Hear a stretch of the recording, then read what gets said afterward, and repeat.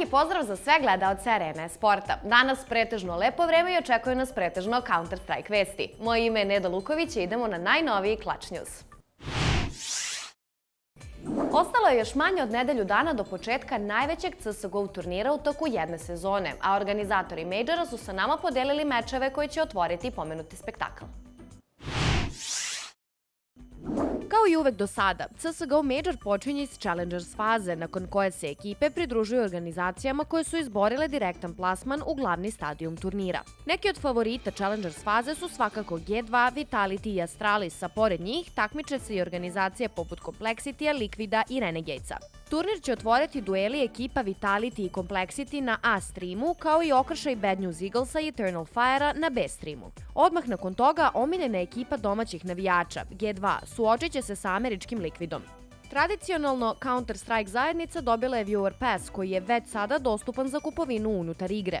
Uz pas se dobija novčić koji će se poboljšavati na osnovu rezultata vaših predikcija, a maksimalno do dijamantskog. Naravno, pored pasa u igru su ubačene kapsule sa stikerima kako ekipa, tako i pojedinačnih igrača. S obzirom na to da je prošle godine Valve napravio grešku i stikere omogućio samo ekipama koje su prošle u play-off, ovoga puta su rešili da se vrate staroj tradiciji i u igru dodaju stikere svih ekipa i igrača koje su izborili plasman na PGL Major u Antwerpenu.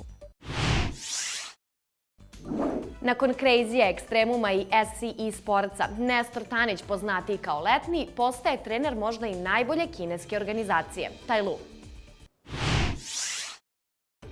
Jedan od najpoznatijih CSGO igrača iz Srbije, Nestor Letni Tanić, upamćen po svojim igrama u ekipi Crazy, koja je uspela da se plasira na Berlin Major i tamo ostvari zapažene rezultate. Ipak, ubrzo nakon toga, sastav se rasformirao, zbog čega je Nestor prešao u trenerske i menadžerske vode.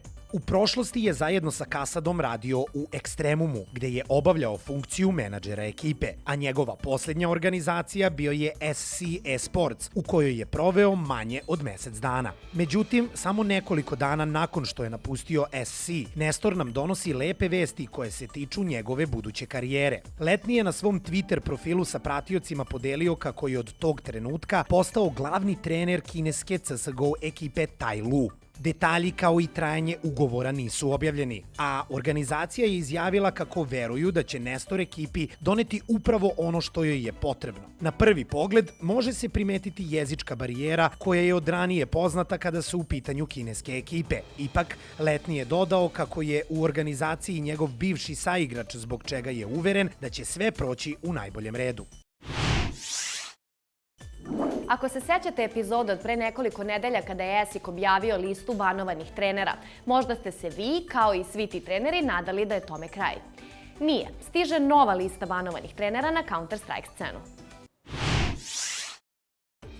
Nakon gotovo 2 godine od prvog talasa banova za 37 Counter-Strike trenera, Komisija za integritet e-sporta izašla je u javnost sa novim podacima, nagovestivši da će u skorijoj budućnosti izneti novu listu. Naime, tokom istog perioda postojala je još jedna varijacija bagova koja je otkrivena pre samo nekoliko nedelja. U pitanju je problem uz pomoć kojeg je veliki broj trenera bio u mogućnosti da iz trećeg lica vidi pojedine delove mape u trenutku igranja, što je njihovim igračima davalo nepravednu prednost. Pored toga, u izuzetno retkim situacijama, treneri su bili u mogućnosti da lebde po mapi i time uzmu sve potrebne informacije. Tačan broj trenera koji je koristio prvu varijantu baga je 47, dok su njih trojica koristili free roam problem koji ESIC poistovećuje sa čitovanjem. Za sada nemamo kompletnu listu spornih trenera, ali ukoliko se može verovati Dexertu, u nju su uključeni bivši trener G2 Malek, kao i trener ekipe Imperial, Pacemaker.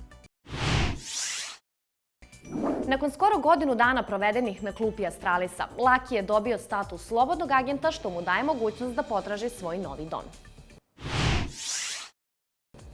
Danska CSGO organizacija Astralis je od odlaska Device-a imala velike probleme sa pronalaženjem adekvatnog AVP igrača. Njegovo mesto popunio je Lucky, ali je nakon samo nekoliko meseci zamenjen od strane Farliga, koji je u Astralis došao u avgustu 2021. godine. Kako se već skoro godinu dana nalazi na klupi, njegov ugovor će isteći za samo nekoliko nedelja. Organizacija navodi da će ugovor Lakija isteći u maju mesecu, zbog čega je on već sada slobodan da istražuje nove opcije u svojoj karijeri. U svom tweet longeru 19-godišnjak je objasnio celokupnu situaciju, rekavši kako mu je drago što je bio član jedne od najboljih organizacija svih vremena i da je uz njih mnogo toga naučio. Izlaganje je završio sa izjavom kako mu nedostaje profesionalna igra i da je to glavni razlog zbog čega želi da pronađe novi dom, gde će moći da ostvari potpuni potencijal.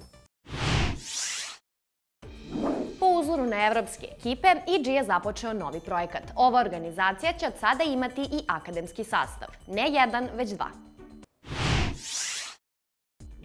Američka CSGO scena odavno značajno zaostaje za Evropom, odakle i dolaze najbolje ekipe sveta. Ipak jedna od NA organizacija rešila je da to promeni i pomogne igračima koji su se do sada takmičili bez finansijske podrške.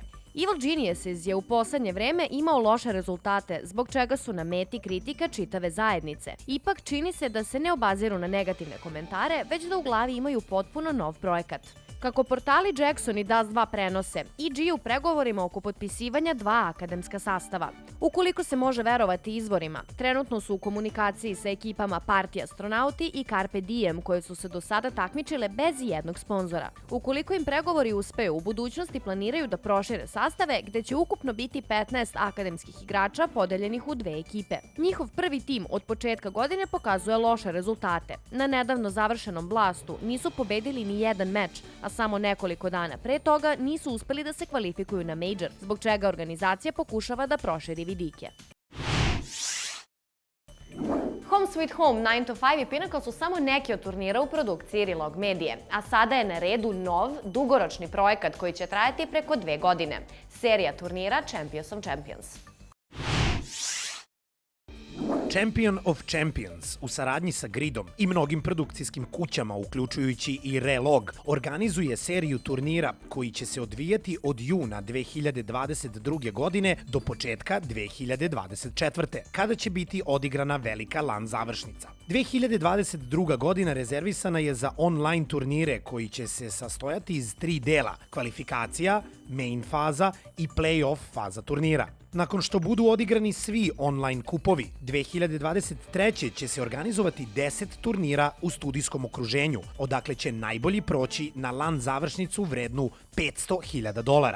Relog Media je kao i do sada zadužena za istočnu Evropu, zbog čega ćemo imati prilike da gledamo dosta domaćih ekipa, kao i ekipa iz CIS regije. Ukupan nagradni fond iznosi neverovatnih $3.300.000, koji će biti raspoređeni na sledeći način.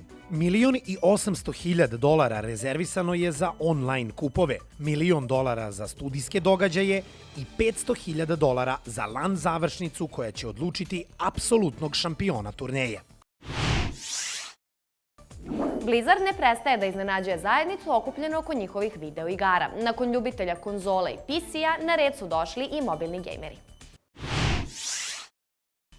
Nakon predstavljanja potpuno nove ekspanzije koja je naišla na neočekivanu radost kod simpatizera World of Warcrafta i objavljivanja povratka legendarnog Lich Kinga, Blizzard je spremio iznenađenje i za mobilne gejmere. U popodnevnim časovima 3. maja predstavili su svoju prvu igru za mobilne uređaje koje će biti Tower Offense. Igra će biti mešavina legendarnih Tower Defense igara i popularnog Clash Royala koji svakodnevno igra nekoliko miliona korisnika. Warcraft Archlight Rumble imaće i PvE i PvP aspekte, zbog čega će biti pogodan za gejmere svih preferencija. Igra je još uvek u fazi dorađivanja i pripremanja za tržište, zbog čega je trenutno dostupna samo za pre-register putem Battle.net naloga. Upravo nam je stigla vest da je još jedan poznati srpski CSGO igrač Luka Emi Vuković postao član organizacije Coalesce, gde će preuzeti ulogu in-game lidera. I Nestoru i Luki želimo puno sreće u nastavku karijere. To je bilo sve za ovo izdanje, hvala vam na pažnji, ostanite uz Arena Esport kanal, a mi se vidimo sa narednim vestima već u utorak.